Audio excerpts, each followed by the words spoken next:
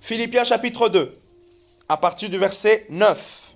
C'est pourquoi aussi Dieu l'a souverainement élevé et lui a donné le nom qui est au-dessus de tout nom.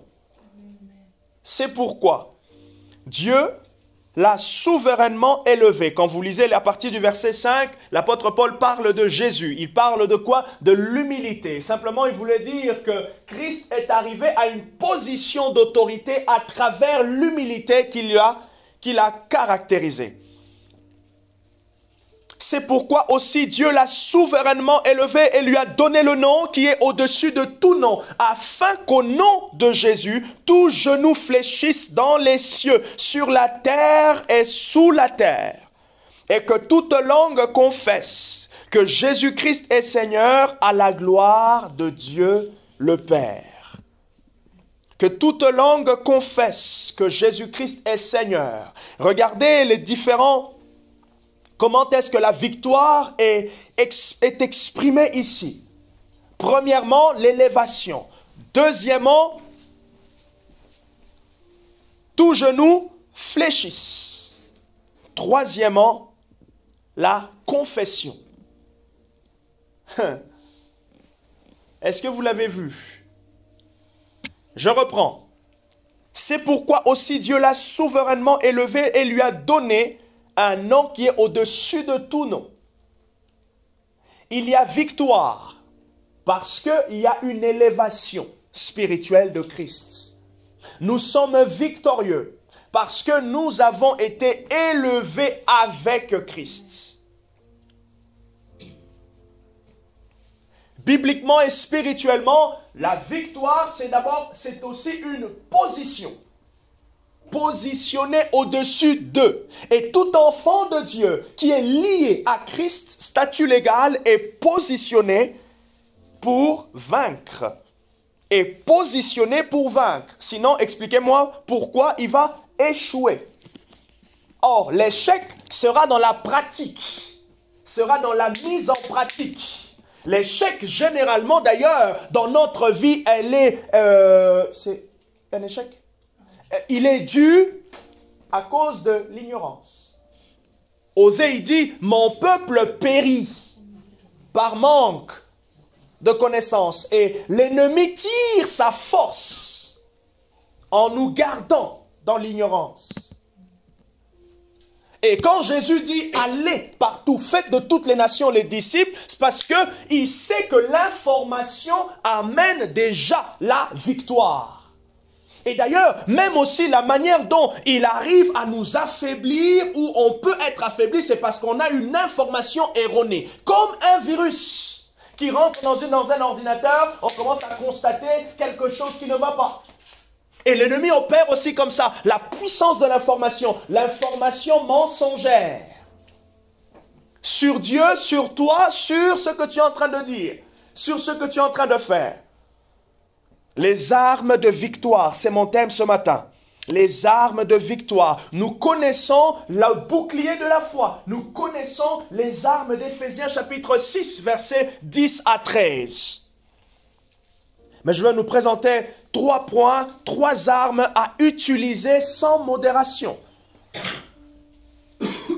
C'est pour cela aussi Dieu l'a souverainement élevé. L'élévation, premièrement. Deuxièmement, afin qu'au nom de Jésus, tout genou fléchisse. Il y a tout genou fléchi. Une obéissance, une révérence. Troisièmement, que toute langue confesse. Élévation, révérence et confession.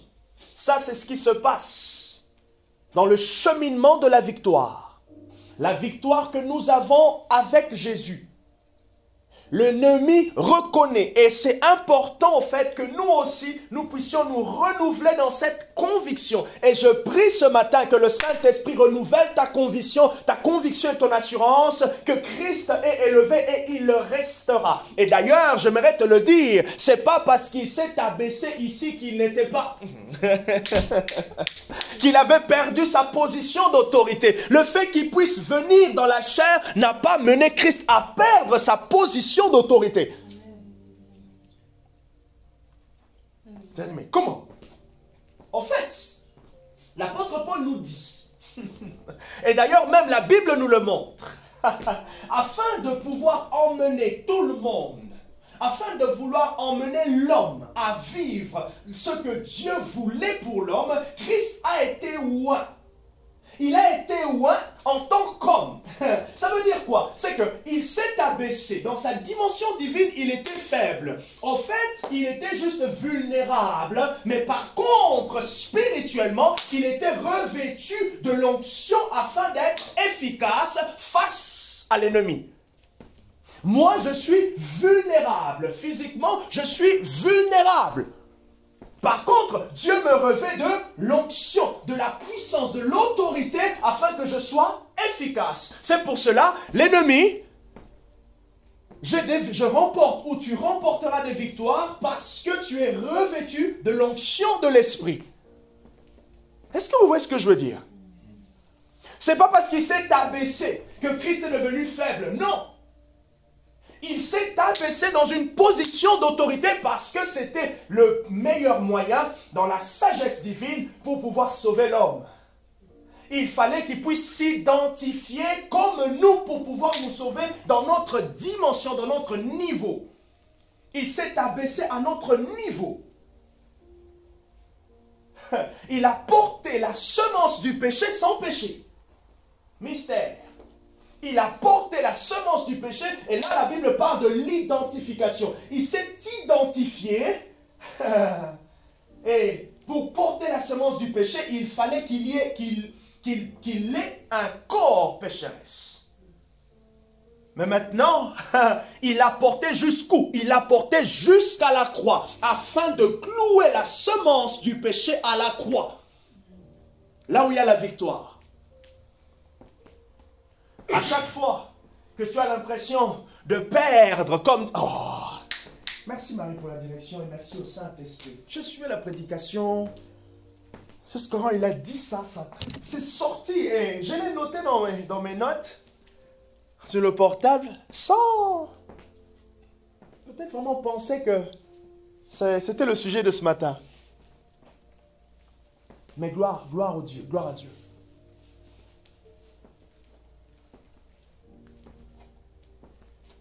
Chaque fois que tu sens, tu peux voir que la conviction de la victoire, de l'élévation, Philippiens 2.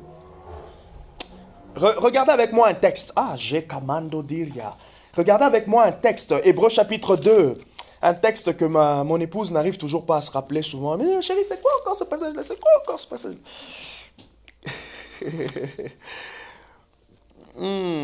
Alléluia, alléluia. On va lire Philippiens chapitre 2 à partir du verset...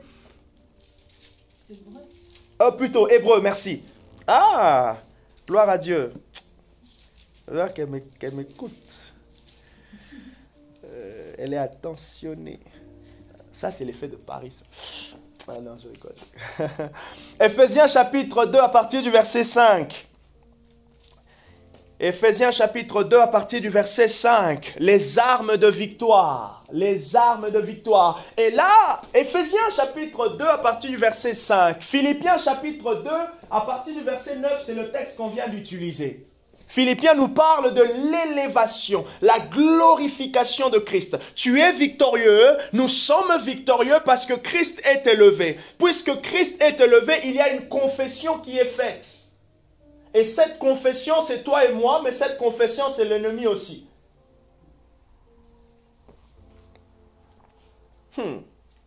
Quel est ce soldat qui va au combat en envisageant sa défaite?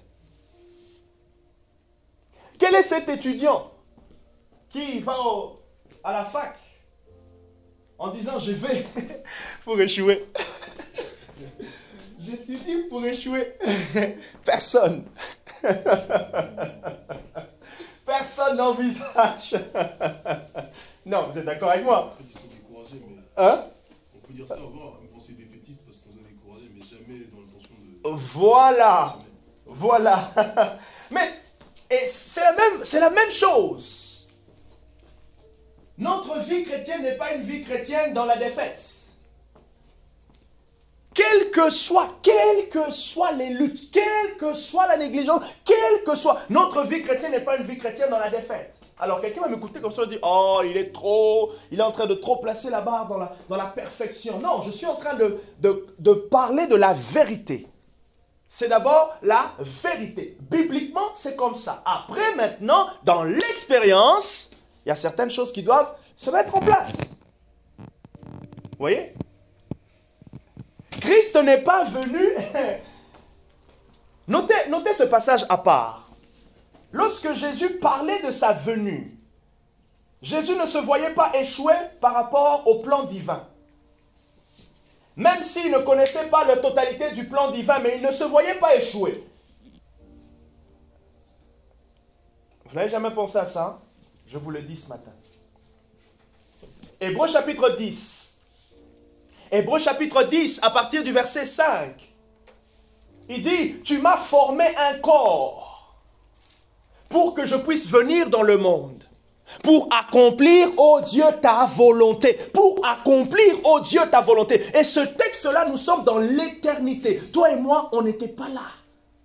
Mais par la grâce de l'Esprit, cette parole, cette intention, cette affirmation de Christ nous a été révélée. Hébreux chapitre 10, à partir du verset 5. N'est-ce pas, Lancelot? Hébreux chapitre 10. Hébreux chapitre 10. Christ, lorsqu'il venait, il savait qu'il allait accomplir la volonté de Dieu. Donc, qui dit accomplir, voyait qu'il allait arriver à la fin. Or, s'il n'accomplissait pas, ça signifie qu'il y aurait eu échec. Hébreux chapitre 10 à partir du verset 5. C'est pourquoi, en entrant dans le monde, comment est-ce qu'il est entré? Par la naissance virginale, c'est ça? Ou vaginale? Virginale, ok. On pourra couper. C'est les aléas du direct. C'est pourquoi, en entrant dans le monde, rigolez. C'est pourquoi, en entrant dans le monde, comment en entrant? Par la naissance. Voilà. C'est vous qui avez dit ça. C'est pas moi. Tu n'as voulu ni sacrifice, ni offrande. Tu m'as formé un corps, donc en entrant, et il dit, verset 6, tu n'as agréé ni holocauste, ni sacrifice pour le péché. Alors j'ai dit, voici, je viens. Dans le rouleau du livre, il est écrit à mon sujet, pour faire, ô Dieu, ta volonté. Pour faire, ô Dieu, ta volonté. Ce qui dit implicitement pour réussir ton dessein. Donc il n'y avait pas l'échec qui était envisagé. Il n'y avait pas l'échec qui était envisagé. Maintenant, quand Paul dit qu'il a été élevé pour un peu de temps, simplement pour parler de le mystère, la puissance de l'humilité qui l'a emmené là. Mais il s'est humilié pour toi et moi. Il s'est humilié en obéissant au Père. Parce que Dieu, donc Dieu le Père, Dieu le Fils, Jésus et Dieu le Saint-Esprit ont trouvé bon dans leur sagesse divine que le Messie devait s'identifier, porter le corps de pécheur afin de sauver les hommes. Et si la sagesse divine avait un autre plan, ça allait se montrer de cette manière-là. On allait aussi le découvrir. Mais puisque ce n'était pas un autre plan, il fallait qu'il passe comme ça. Il est passé par la faiblesse du corps pour nous emmener dans la victoire. Voilà pourquoi vous voyez au fait que la Bible présente, il y a vraiment un lien entre la faiblesse et la victoire. Mais en fait, quand on parle de faiblesse ici, ce n'est pas une personne qui se rend faible. Non, c'est une personne qui se rend dépendant pour vaincre. Dépendant. C'est pour cela qu'on Paul dit, c'est dans Paul dit, il y a un truc qu'on aime bien, c'est dans ma faiblesse que s'accomplit. Voilà, que je suis fort. C'est dans mon incapacité. Et c'est pas, tu vois, c'est un peu le côté, de toute façon, moi je suis faible et je n'arriverai pas. Non. C'est dans mon incapacité physique, au fait, que je reconnais mon besoin d'avoir les capacités surnaturelles. Donc, pendant que je reconnais mon besoin, je suis en train indirectement de dire à Dieu, je saisis ce qui est spirituel qui est à moi. Première arme de victoire. Première arme de victoire. La parole de Dieu. Première arme. Vous le connaissez, hein? On le connaît, non? Il n'y a rien de nouveau ici. La parole de Dieu. Mais comment est-ce que la parole devient l'arme de victoire? Comment est-ce que la parole de Dieu devient l'arme de victoire? C'est ça la question. C'est là maintenant qu'on peut...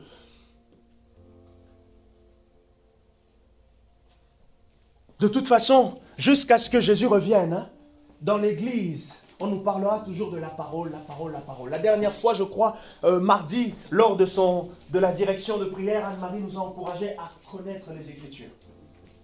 La Bible. La compréhension. Je vais répondre à la question, comment est-ce que la parole de Dieu devient l'arme de victoire, l'arme efficace? Comment est-ce que la parole de Dieu devient l'arme efficace, une arme efficace? Est-ce que vous êtes prêts? C'est du direct.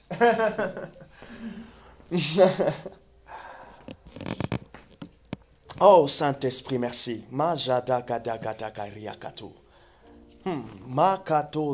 Les armes de victoire. Oh. Tamanda yalamaka yama. Jalakande douce yama yalakato yatava. Kemikatos kemine.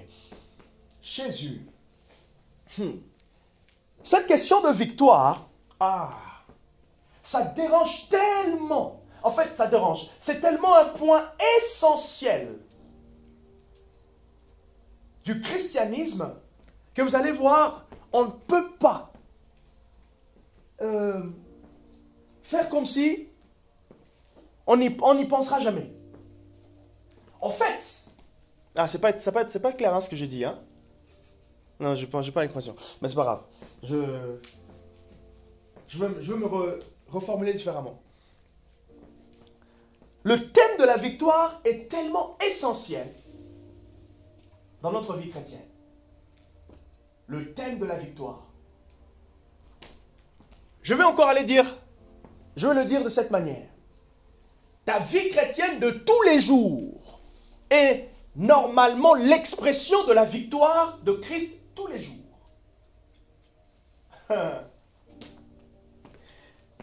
Ta vie chrétienne tous les jours. Que tu pries 5 minutes, que tu pries 10 minutes, que tu pries 3 heures, que tu lises la Bible ou pas, c'est l'expression de la victoire. C'est pour cela que j'ai dit tout à l'heure que le thème de la victoire, c'est même l'essentiel de la vie chrétienne. Ça fait combien de temps que tu es chrétienne? Depuis que tu es converti, né de nouveau? L'année? Presque 10 ans.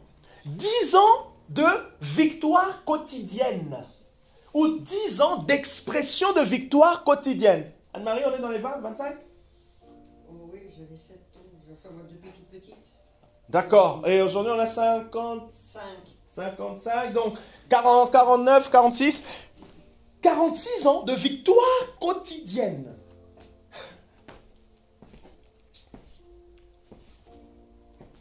J'avais 11 ans. 24 ans. De victoire quotidienne. Même quand il y avait des luttes. Victoire quotidienne. La vie chrétienne, c'est la victoire. En fait, c'est l'expression de la victoire. Premièrement, la victoire de quoi? Victoire sur quoi? Victoire sur le péché, premièrement. Après, maintenant, peut venir toutes nos victoires qu'on cherche de manière pratique. Ah, dans ma famille, il y a ceci. Ah, tiens, je prie pour ma fille. Ah, tiens, le travail. Ah, je lutte avec ça. Ah, je lutte. Tout ça, ça vient après. Mais d'abord, c'est la victoire quotidienne sur le premier ennemi de notre âme qui nous empêchait de venir à Dieu, le péché. Jean-Baptiste, vous vous rappelez de son témoignage? Qu'est-ce qu'il a dit dans l'évangile de Jean, le premier chapitre? Il dit, voici l'agneau de Dieu qui ôte le péché du monde. Et donc, puisqu'il y a une victoire quotidienne, notre première arme de victoire, c'est la parole de Dieu. Alors, j'aimerais plutôt insister sur parole et non pas la Bible. J'aimerais insister sur parole et non pas la Bible. Même si il n'y a pas... au fond, je veux dire la même chose, mais je veux insister sur la parole. La parole ici, parole de Dieu, c'est... Je vais donner des phrases, des expressions, des mots, des verbes qui vont nous aider à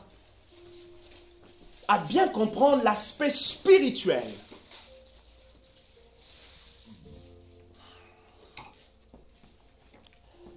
Est-ce que Lancelot, tu peux nous dire quelque chose? N'importe. N'importe. Le bouquet de fleurs est joli. Voilà. Dis-nous quelque chose de très intéressant sur ta maman. Oui. Elle se fait couper les cheveux ce soir. Voilà. Et j'aime bien voir sa tête bien coiffée, par exemple. J'aime bien le maquillage de ma femme. C'est une parole. Ça veut dire une déclaration. La parole de Dieu est la déclaration de Dieu.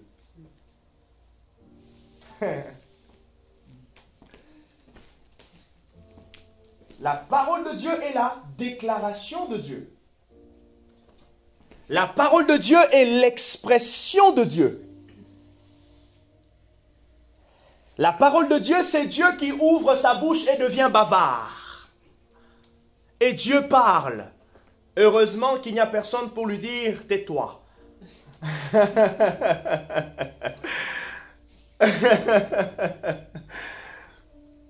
Heureusement que quand c'est lui qui parle, c'est les autres qui se taisent.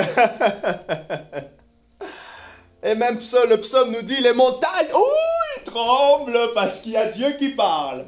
La parole de Dieu, c'est Dieu qui déclare. Mais il déclare sur quoi? Il déclare sur ses intentions. Il déclare, Dieu est en train d'ouvrir son cœur. Ah, note-le. La parole de Dieu, c'est Dieu qui ouvre son cœur.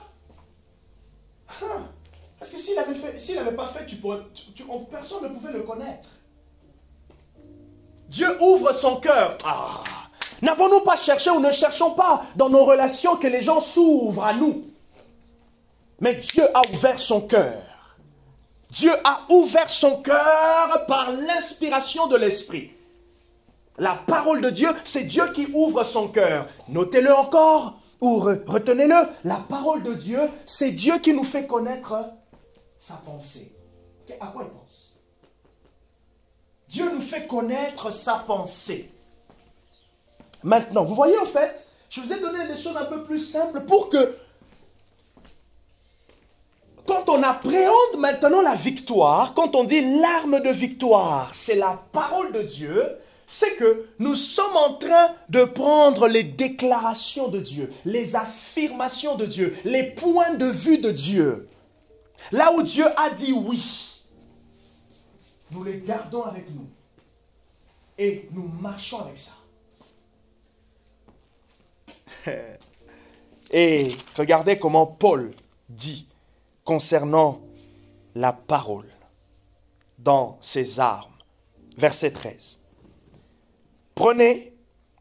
C'est pourquoi prenez toutes les armes de Dieu afin de résister, pouvoir résister dans le mauvais jour et tenir ferme après avoir tout surmonté. Tenez donc ferme. Ayez à vos reins la ceinture, la vérité pour ceinture. Revêtez la cuirasse de la justice. Mettez pour chaussures à vos pieds les bonnes dispositions que donne l'évangile de paix et prenez en toutes circonstances le bouclier de la foi avec lequel vous pourrez éteindre tous les traits enflammés du malin. Verset 17. Prenez le casque du salut et l'épée de l'esprit qui est la parole de Dieu. l'épée de l'esprit.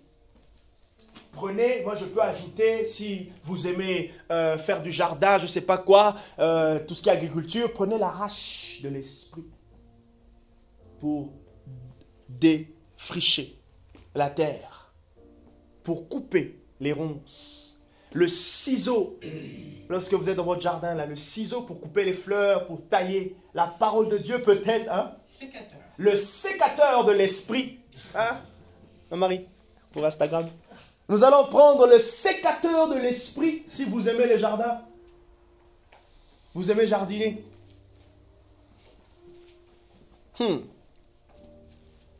Il dit, prenez la parole de Dieu. Il considère comme l'esprit. Première arme, la parole de Dieu est notre arme. Maintenant, en fait, comment est-ce qu'on l'applique? Premièrement, c'est une arme puissante parce qu'elle lutte contre le mensonge. Elle lutte contre le mensonge. Et laissez-moi vous dire que le mensonge, c'est généralement la deuxième proposition. C'est la deuxième proposition. Le mensonge est venu après. La vérité a commencé d'abord. À chaque fois que tu as un mensonge, dis-toi en fait que la vérité était déjà là avant. Sinon, le mensonge n'existera pas. Oui. Est-ce qu'on peut dire que le mensonge, c'est une contrefaçon? Oui, c'est une contrefaçon. C'est une contrefaçon. Le mensonge et la parole de Dieu est une arme de victoire parce qu'elle lutte contre le mensonge. Deuxièmement, la parole de Dieu est une arme de victoire parce qu'elle nous dit la vérité qui provient du cœur de Dieu. Elle nous dit la vérité qui provient du cœur de Dieu. Alors maintenant, à nous de pouvoir être convaincus ou de se laisser convaincre par le ministère du Saint-Esprit que ce que Dieu a dit vient vraiment de son cœur, c'est vraiment ce qu'il pense. Ouais, maintenant là où on a l'effort, c'est vraiment se dire, ça vient vraiment de Dieu, il y pense vraiment. Ne nous est-il pas arrivé de fois quelqu'un te dit, ah tiens, j'apprécie bien ceci. Tu dis, ah bon? Tu y penses vraiment? Tu y penses vraiment? Et souvent, les gens qui n'ont pas confiance en eux, quand on leur dit ça, ils cherchent, ils demandent à la personne si c'est vraiment ce que tu penses. Pourquoi? Parce qu'ils ont peur que ce qui sort de la bouche, or ce qui sort de la bouche provient de quoi? Si c'est sorti de la bouche de Dieu, c'est que ça provenait du cœur de Dieu. Et ils ont besoin du coup qu'on les convainc, rassure. La peur de tomber dans le mensonge, d'être trompé par ce que la personne est en train de dire. Or, pour nous, avec le Saint-Esprit, c'est qu'il nous convainc que ce qui est sorti, les histoires que tu lis, ça vient de Dieu. Ça a été sélectionné par Dieu pour toi, afin que tu puisses les prendre dans les diverses situations dont tu en auras besoin. Première arme de victoire, la parole de Dieu. Alors, est-ce que ça nous emmène à faire des déclarations? Oui, tu peux faire des déclarations.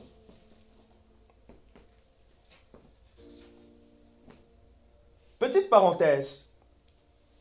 Quand on fait des déclarations, les déclarations doivent nous emmener à être convaincus. Ou du moins, les déclarations doivent sortir dans la sphère, dans l'atmosphère de la conviction. Si quelqu'un déclare sans être convaincu, ça va le rattraper dans les heures et dans les jours qui viennent. Voilà pourquoi les meilleures déclarations viennent lorsque l'atmosphère est concentrée. Et vous avez remarqué que des fois, je fais beaucoup de déclarations lorsqu'on est monté en esprit dans la prière, dans les louanges. Le Saint-Esprit nous a emmenés à un certain summum.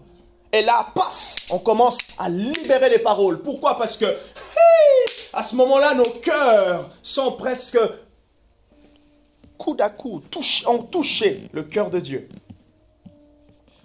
Et donc on peut proclamer. La parole de Dieu est une arme. Est une arme. Parce qu'elle provient du cœur de Dieu. Tu veux être victorieux? Vérifie le niveau de conviction. Vous savez, dans l'automobile, même si on le fait rarement, on le fait souvent chez les mécaniciens, mais on nous encourage lorsqu'on apprend le permis à vérifier le niveau d'huile. Quel est le niveau d'huile de la parole dans ton cœur, dans ta pensée? Quel est le niveau d'huile? C'est au minimum? C'est au maximum? Et vérifier son niveau d'huile de la parole, c'est checker le degré de conviction. Et tu mesureras le degré de conviction de ta parole, de la parole de Dieu dans ton cœur face à l'adversité. Voilà pourquoi l'apôtre Paul, il a dit quoi au verset 14 d'Éphésiens 10, il a dit « Tenez donc ferme ». Non, plutôt, verset 13, c'est pourquoi « Prenez toutes les armes afin de résister dans le mauvais jour ». Et il dit « Après et tenir ferme après avoir tout surmonté ». C'est au mauvais jour que tu vérifies le niveau d'huile. C'est au mauvais jour que tu sens la confrontation. Tu sens le degré de la parole. Est-ce que je suis assez rempli? C'est au mauvais jour. Mais du coup, si tu sens que ton degré d'huile est un peu bas, c'est minimum, c'est bien. Tu prends de l'huile et tu rajoutes. Comment se rajouter? Tu reprends cette même parole. Tu la lis. Tu la comprends. Tu peux la lire à haute voix. Tu peux dire au Saint-Esprit, merci de remettre de l'huile de cette parole, la conviction de ces Écritures. Après, tu peux te faire aider avec quelqu'un de l'église ou le pasteur. Tu peux mettre un chant de louange. Tu peux te mettre dans une atmosphère que tu aimes bien. Tu peux lire un livre que tu aimes bien, écouter un prédicateur que tu aimes bien. Tout ça, tu es en train de remettre de l'huile. Tu remets de l'huile, le niveau est bas. Est-ce que quand le niveau est bas dans la voiture, on vend la voiture? Quand le niveau d'huile est bas dans la voiture, on la vend? Hein? Ça revient cher. Après, le dimanche dernier, vous avez tous eu des chèques, hein, donc vous pouvez racheter les voitures comme vous voulez. Hein. Tu étais là, le dimanche dernier avec chèque. Ouais. Bref. Pas encore sur le compte. Ah, elle a rajouté. Bon, je vais appeler Dieu cette semaine. Je veux dire, mais Seigneur, ça en est où là les virements là? On va appeler Dieu avec Marie parce que c'est elle qui fait les virements. Donc, donc, ça veut dire, tu sens que le niveau d'huile de la parole dans ton cœur est un peu bas? Non, tu reviens, Seigneur, je veux mettre cette semaine le niveau d'huile. Et cette semaine, tu peux dire intense, tu réécoutes, tu lis des livres, tu écoutes des messages, tu cibles même les messages à écouter. Pas n'importe quel message, tous les messages sur le combat spirituel. Cette semaine, lundi, 30 minutes. Tu écoutes une prédication, tu prends une prédication d'1 heure, 1 heure et demie, tu l'écoutes en 2 fois. Tu es en train de remplir ton huile, rapatai. Tu es en train de remplir ton huile. Tu remplis ton huile jusqu'à ce que tu sens que la conviction revient. Tu sens que le niveau est revenu au maximum. Et là, c'est là que quand tu verras que le niveau revient au maximum, tu vas sentir la conviction des déclarations pouvoir couler. C'est là maintenant qu'on commence à prophétiser. Je déclare, je prophétise, je proclame. Telle chose va m'arriver, telle chose va m'arriver. Les armes de victoire. Prenez toutes les armes de Dieu, l'épée de l'esprit.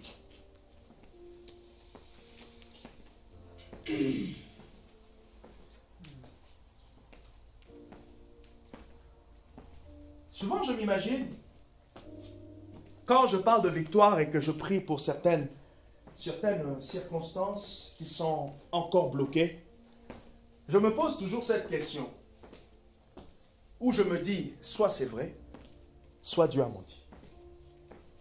Soit c'est vrai, soit Dieu a menti. soit c'est vrai, soit Dieu a menti. Et pendant que je suis en train de dire ça, directement je suis rattrapé, mais non, Dieu ne ment pas. Dieu ne ment pas. Et tu vois que Dieu ne ment pas, je dis, ok, Seigneur, moi aussi, Dieu ne ment pas, non, non. Des fois quand je vois noir, je dis, mais Seigneur, pourquoi je vois noir? Shakata, aide-moi à voir blanc. Aide-moi, aide-moi. Non, c'est pas le yin et le yang, mais aide-moi ici, Seigneur. Je dois voir blanc, je dois voir clair. Pourquoi? Et là, je suis en train de confronter, au fait, ce qui est en train d'empêcher la parole d'être à l'aise. Je suis en train de confronter cela avec des paroles. Seigneur, non.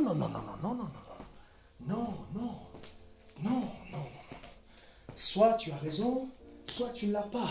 Mais Seigneur, tu penses que vraiment... Donc, je serai la première personne qui va expérimenter le fait que tu as menti. Le premier candidat du mensonge de Dieu. Franchement, si je suis le premier candidat, il y aura plusieurs qui viendront. Jean-Marc, moi aussi, m'a menti. Et pourtant, non. Non, il a dit, il n'est pas un homme pour mentir. Seigneur, tu as dit, tu n'es pas un homme pour mentir. Mais explique-moi, s'il te plaît. N'hésite pas à dire à Dieu, convainc-moi. Ne montre pas à Dieu l'assurance que lui, quand il voit ton cœur, il voit que tu n'y as pas l'assurance. Seigneur, convainc-moi, s'il te plaît. Même toi, tu vois que je ne suis pas très rassuré. S'il te plaît, convainc-moi. Convainc-moi, s'il te plaît. Cette promesse est tellement trop... Elle est tellement belle, Seigneur, que quand je la regarde, avec moi aujourd'hui... J'ai envie de te dire, est-ce que tu as bien vu? Alors Seigneur, s'il te plaît, convainc-moi. Je suis là pour que tu me convaincs. Saint-Esprit, tu pries, tu parles à Dieu et tu remercies le Seigneur parce qu'il va te convaincre. Deuxième arme de victoire, est-ce que ça va? Posez-moi des questions. Comment est-ce que la parole de Dieu peut être une arme efficace? Posez-moi des questions, n'hésitez pas. Posez-moi des questions, n'hésitez pas. Même ceux qui sont en ligne. Il y a le soleil? Waouh, tu préfères faire ça. Il y a le rideau? Oui, j'avoue. Je voyais pas que... Le rideau, tire le rideau. Vas-y. C'est bon? Oui, c'est bon. Parfait. Vous voyez ce que je viens de faire? Ça, le Saint-Esprit va me donner l'idée maintenant. Ça te donne des idées? C'est ce qu'on appelle l'œuvre de l'Esprit. La parole de Dieu est une arme de victoire parce que la parole de Dieu, à un moment donné, vous donnera la révélation. Personne ne sera attaché aux Écritures. Il va méditer, il va étudier, il va écouter sans qu'un jour, un réma, une révélation, quelque chose qui sort, tu ne l'avais jamais vu. Et quand je dis révélation, ce n'est pas simplement un passage biblique. Ça peut être juste une idée. Tu es en train de prier comme ça et là, en plus, Dieu, il fait souvent. Vous savez, les révélations ne viendront pas toujours en prière. Les révélations peuvent venir pendant que tu es un garçon, tu fais pipi. Les révélations peuvent venir pendant que tu es en train de prendre ta douche. Oui, les révélations peuvent venir pendant que tu fais la vaisselle. Tu passes l'aspirateur. Les révélations viennent. Tu descends la poubelle. La révélation vient. Et vous savez pourquoi Dieu fait ça? Juste pour nous choquer, pour nous dire qu'il est Dieu. C'est lui qui choisit les moments. Nous avons choisi, nous l'avons donné un moment. Lui aussi, il se fait plaisir en choisissant le moment de visitation. Et la beauté de tout ça, c'est d'apprécier à n'importe quel moment quand Dieu nous visite. Amen. Et ça manifeste simplement, ça nous enseigne au fait qu'il est avec nous. Quand je vais aux toilettes, je prie pas en langue. Mais je suis chrétien. Même quand c'est les trucs gargouilles là. Quand c'est... Ah ouais. Je suis chrétien, je suis spirituel. Même quand j'ai les diarrhées, le diable a peur de moi. Ça n'empêche pas l'ennemi d'avoir peur.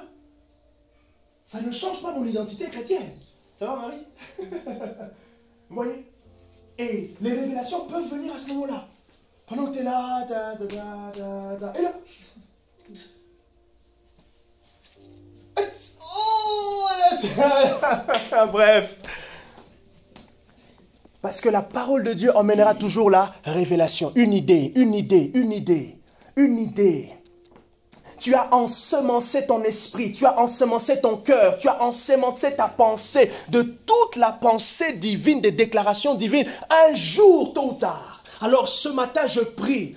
Oh, Yakatayama, que cette semaine, que tu sois au rendez-vous, que le rendez-vous avec une révélation soit ton partage. Au nom de Jésus, que ça arrive lundi, que ça arrive mardi, que ça arrive mercredi, que ça arrive jeudi ou vendredi ou dimanche. Et que tu aies une révélation, une idée. Une idée. Voilà pourquoi nourris-toi toujours. Arrose-toi toujours, arrose-toi toujours, arrose-toi toujours. Tu es au bénéfice, tu es au bénéfice, tu es au bénéfice. Il y a un jour, quelque chose ressortira. Voilà la puissance de la parole. Comment la parole est une arme? Parce qu'elle nous donne une révélation. Et la révélation est la stratégie pour le combat. La révélation est la stratégie pour le combat.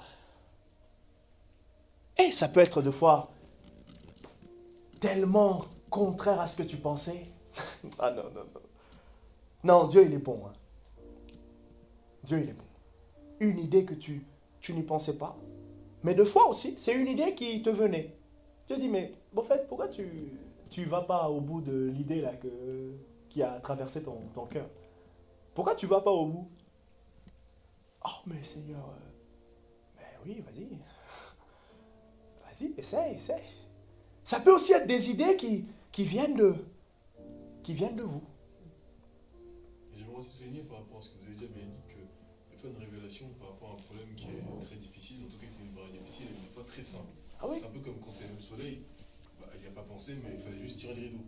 C'est aussi ça une révélation, c'est quelque chose, juste une petite phrase que Dieu va implanter dans notre cœur, qui va régler un problème qui était très difficile pour nous. Qui va déclencher.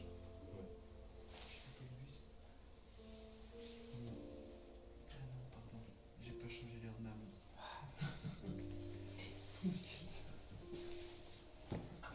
C'est bon? J'ai cru que j'avais des bus, mais j'ai pas changé leur âme. Ouais, il n'a pas changé. Deuxième arme de victoire, c'est le nom de Dieu. La révélation des noms de Dieu. La révélation, je ne sais pas si on a acheté le livre, mais il y a un excellent livre sur les noms de Dieu. Tu en avais un, je crois, en PDF. Non? Ou tu les as étudiés? Oui, c'est que je les ai étudiés. Oui, la révélation des noms de Dieu. Les noms de Dieu. Non, les noms de Dieu. Première arme de victoire, la parole de Dieu. Deuxième arme de victoire, les noms de Dieu. Alors, je vais insister un peu. Il y a un livre comme ça, on va peut-être le commander pour le mois là. Donc le mois, enfin ça arrive pour ce mois, enfin le mois de novembre. Par rapport au nom de Dieu, là où ce qui est efficace avec le nom de Dieu, c'est que le nom de Dieu révèle l'identité de Dieu. Et dans la victoire, l'expression de la victoire de Christ dans ta vie chrétienne, l'approche de ton identité joue beaucoup. L'identité, comment je me vois? Qui suis-je? Dans les noms de Dieu, Dieu nous dit qui il est. Il est celui qui guérit. Par exemple, Jéhovah Rapha. Je suis le Dieu qui te guérit. Quand il dit j'ai la rase. J'ai la rase signifie celui qui révèle les secrets. Seigneur, révèle-moi. Seigneur, révèle-moi. Tu dis j'ai la rase. Je fais appel à toi. Et ce qui est puissant, c'est que dans l'identité, et ce que Dieu nous a fait comprendre avec la Bible, il n'est pas séparé de son identité. Souvent quand on dit l'amour de Dieu, la puissance de Dieu, on se dit l'amour, la puissance. Partie 1, partie 2. Bibliquement, c'est ensemble. Amour, puissance. Vous voyez? Nous, on peut inconsciemment séparer l'amour de Dieu, la compassion de Dieu, ceci, cela. Non. Le même Dieu compassion, le même Dieu puissant, le même Dieu amour. C'est pour cela que vous allez voir des fois, quand quelqu'un te te parle de l'amour, tu dis, oui, mais pas totalement. Pourquoi? Parce que inconsciemment, tu dis, tu voyais la puissance de Dieu, mais tu ne voyais pas le même Dieu puissant qui te touche, c'est le même Dieu puissant dans son amour, c'est le même Dieu amour.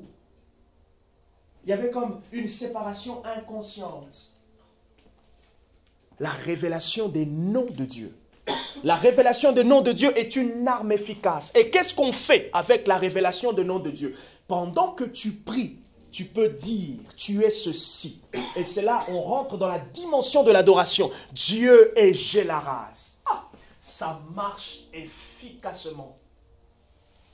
Par exemple, quand, là je vais aider ceux qui prient pour le prophétique, ceux qui prient pour écouter Dieu. Il y a des noms de Dieu, je prie avec les noms de Dieu, les noms de la révélation. Par exemple, je me dis, ok, le dimanche prochain, j'aimerais couler un peu plus dans le prophétique. Toute cette semaine, je médite sur Gélaraz. Tu révèles les secrets. Et là, je prends le nom d'Anne-Marie. Je le mets dans mon esprit. Toute la semaine, Gélaraz, tu me révèles les secrets concernant son intercession.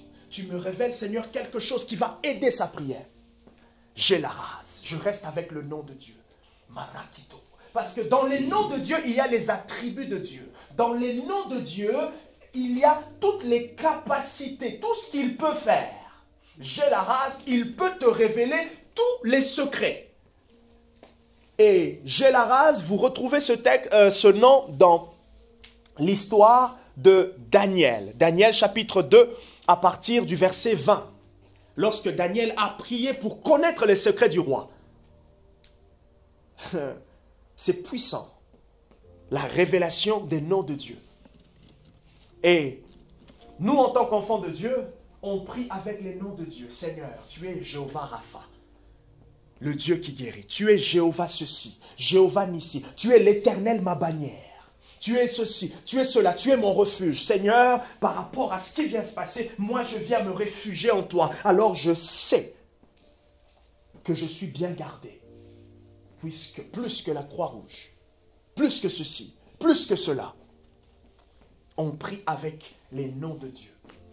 Et quand on comprend les noms de Dieu, nous sommes un peu comme dans un cocon, dans une sécurité. Tout ce que Macron peut faire aujourd'hui, il le fait en tant que président de la République. Et ça pèse. Pareil. Quand on prie avec les noms de Dieu, nous sommes garantis, assurés, que tout ce qu'il pourra faire sera avec la puissance du nom qu'il porte.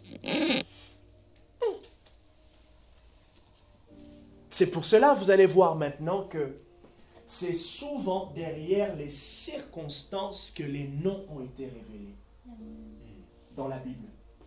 C'est derrière les circonstances que les noms ont été révélés. Comme pour dire que Dieu était en train de répondre au problème par rapport à une circonstance. Chaque nom de Dieu que vous avez dans l'Ancien Testament jusqu'au Nouveau est attaché à une problématique.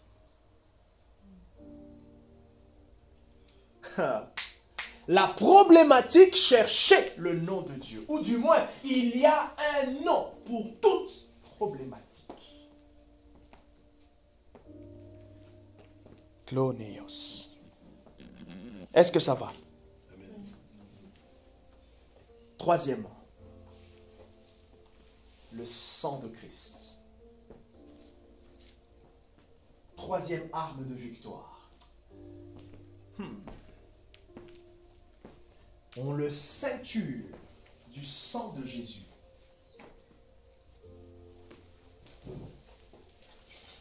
Comme la tessietonia ravete ananos. J'aimerais que tu reviennes cette semaine, si possible, sur ton étude sur le sang. Le sang de Christ. Que tu reviennes cette semaine. Et que dans ton intercession, tu ceintures ta famille. Tout ce que tu comprends, comment tu comprends le sang de Christ, tu déclares ça sur ta famille. C'est comme ça, en fait, que l'on prie. tout ce que l'on comprend, paf, on le libère. Arme de victoire, le sang de Jésus. Qu'est-ce que j'ai compris du sang de Jésus? En fait, pour moi, le sang de Jésus, c'est comme quelqu'un qui est sous une couverture. Oui, c'est très bien. Maintenant, tu dis, Seigneur, je me place, moi, ma famille, sous cette couverture. S'il y a quelqu'un qui n'était pas, je la prends, je la ramène dans cette couverture. Maintenant, ne t'inquiète même pas physiquement.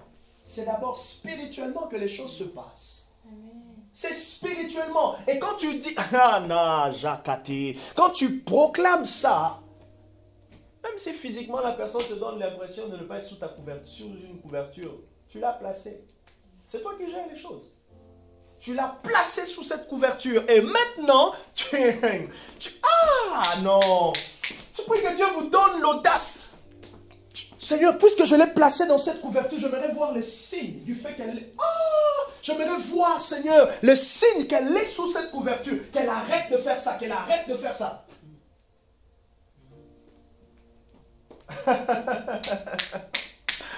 Oh, j'ai le mot anglais, rulers. Les gens qui... C'est comment on peut dire rulers en... Ceux qui donnent les règles, hein? Hein? Ceux qui décrètent. Oui, là, voilà, les juristes, ceux qui décrètent, ceux qui donnent des règles. Des fois, la prière, c'est ça. Des fois, la puissance du prophétique, c'est ça. Tu pries un peu, tu imposes. Législateur. Voilà, législateur.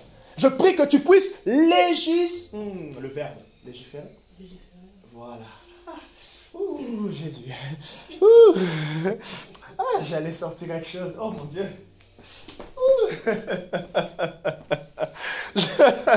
Je prie que tu puisses légiférer cette semaine. C'est pour cela qu'on avait fait le siège, si vous vous rappelez, au mois de juin. Seigneur, sous le sang de Jésus, je me place. J'ai l'impression de ne pas être en sécurité. J'ai l'impression que telle chose n'est pas en sécurité. J'ai l'impression que telle personne... Non, non, non, je me place. J'ai l'impression, Seigneur, je la place. Et puisqu'elle est sous le sang de Christ, j'interdis. Ah, je l'interdis de faire ça. Je l'interdis de faire ça. Laisse-moi te dire, même si physiquement tu vois que la personne est en train de faire cette chose, puisque tu l'as interdit spirituellement, donne le temps à cet esprit d'obéir. Ah, là maintenant, notre domaine de la délivrance. Non, la délivrance, tu dis au démon, allez, arrête. Il continue encore. Tu dis arrête, il continue encore. Je dis arrête, il continue encore. Après, il va arrêter. Et tu entends. Mais il a arrêté. Il t'a obéi. Mais puisqu'il y a une têtutesse démoniaque, c'est son identité, il arrête. Et quand tu restes ferme, n'a-t-il pas dit tenir ferme?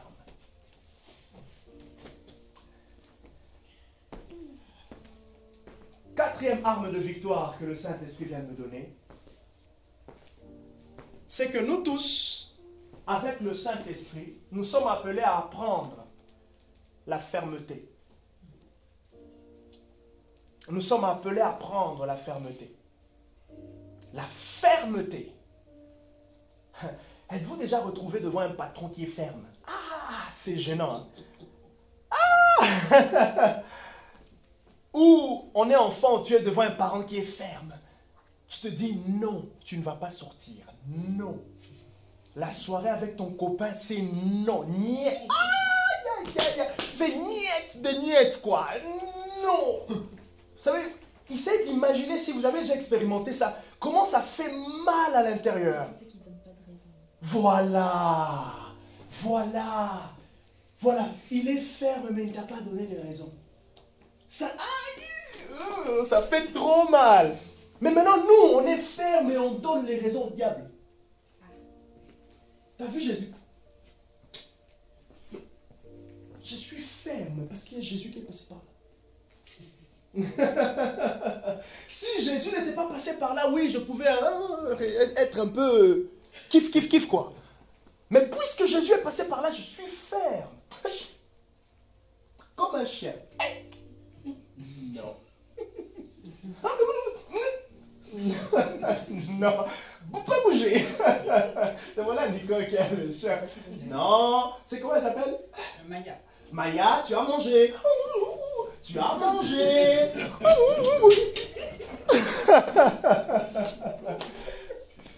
Rodrigo raconte souvent un petit clin d'œil à notre frère, que Dieu lui bénisse là où il est, que Dieu les protège là où ils sont. J'ai eu des nouvelles cette semaine, ils vont bien. Et d'ailleurs, c'était l'anniversaire de son épouse, Alessandra, le 22, que Dieu la bénisse. Il raconte le témoignage de cet homme de Dieu qui s'appelle Kenneth Hagin. Je ne sais pas si tu l'as lu dans l'autorité du croyant. Dieu lui donne une révélation sur l'autorité du croyant. Il dit une fois, Dieu lui montre comme un singe, je ne sais pas quoi, une image d'un singe et j'essaie de me rappeler. L'homme de Dieu, Kenneth Hagin est en train de marcher et là on dirait qu'il y a un singe qui le suivait. Il a dit arrête, ne me suis pas. Quand il s'est tourné, il s'est arrêté, il s'est tourné, il a continué, il continue à le suivre. Il dit oh, arrête. Il s'est tourné, il avance, il continue. Et pendant qu'il voyait cette image, le Saint-Esprit l'a enseigné. Il a dit, tu vois, l'autorité du croyant, en fait, c'est ça. Ta fermeté doit être efficace jusqu'à ce que tu veux que l'animal dans cette image fasse, reste dans cet état. Et c'est pareil même pour les chiens. On n'a pas de chien, on a un chat qui, de fois, monte sur, Marie connaît, la table. Regardez juste l'image de la fermeté. Quand je m'approche dans le salon, le chat entend simplement mes pas et qu'il était sur la table. Je n'ai rien dit. Dès qu'il me voit, il descend. Non, non. Mais si c'était Barbara qui vient, le chat est là. À la limite, le chat fait un clin d'œil. Hello. On peut imaginer ça comme deux types d'autorité. L'ennemi veut, pendant que tu es en train de passer Fontaine, hey, ça va Fontaine? Je suis là, t'es là? Oui, ça va. Ça, c'est ce que l'ennemi veut. Mais ce que la Bible veut, c'est que quand il entend le parfum de Nicole, il commence déjà à aller se cacher. Pourquoi? Parce que la fermeté de Nicole, concernant les Écritures, concernant le sang de Christ, concernant le témoignage de Dieu, concernant sa position dans les Écritures, même le diable sait. Et il ne peut pas tenir longtemps. Même quand il n'a pas encore dit un mot. Et deux fois, hein, il me voit, il attend. Est-ce que je veux lui laisser la position de rester encore ou? Et il suffit juste que je ne dise rien. Une porte est ouverte. Puisqu'à chaque fois quand il monte sur la table et qu'il me voit, je lui dis non. Le jour où il est sur la table et qu'il me voit, je ne dis rien. Il se dit, oh, il y a moyen. La prochaine fois, ça sera un tout petit peu plus dur. C'est comme ça que l'ennemi prend avantage sur nous. Vous voyez? C'est comme ça. Mais ce matin, notre fermeté se renouvelle. On est ferme sur quoi? Non pas juste pour être ferme, on est ferme parce qu'il y a un Dieu qui nous donne d'être ferme. Parce que il y a un Dieu ferme sur sa parole, ferme sur la vérité. D'ailleurs, vous savez quand il y a un mensonge, qu'est-ce qu'on ressent? Fébrilité. Fébrilité. Mais lorsqu'il y a la vérité, on est fort, efficace. Les armes de victoire, la victoire spirituelle, tu peux la déclarer. C'est bien. La confesser, c'est très bien. Tu l'expérimentes avec la pratique de la parole de Dieu. Ta compréhension de la parole de Dieu, ta compréhension de ce que la Bible dit, ta compréhension des passages bibliques. Deuxièmement, les noms de Dieu. Dieu est qui? Dieu, il est Père. Dieu, il est responsable. Dieu, il est celui qui guérit. Dieu est celui qui veut sauver. Tu pries pour le salut. Dieu est celui qui veut sauver. Il s'appelle le Dieu qui sauve. D'ailleurs, c'est la révélation de Ésaïe. Ésaïe signifie éternel, sauve. Oui, tu veux sauver. Ce n'est pas encore mon expérience, ce n'est pas encore l'expérience de telle personne, mais puisque tu veux, Seigneur, moi aussi, j'intercède. Tu restes ferme. Et comme je disais, notre plus grand exercice, c'est maintenant cette fermeté. Et la fermeté se grandit, enfin, plutôt se développe par la communion fraternelle. La fermeté se développe aussi lorsque tu vois l'autre qui est ferme. Tu dis, moi aussi. La fermeté se développe dans la prière. De la même manière que la parole de Dieu te donne, est une arme de victoire, mais la parole de Dieu te donne aussi la capacité d'être ferme. En gros, ça te donne des arguments pour être ferme. Je prie que tu puisses voir clair sur les arguments de ta fermeté ce matin, au nom de Jésus.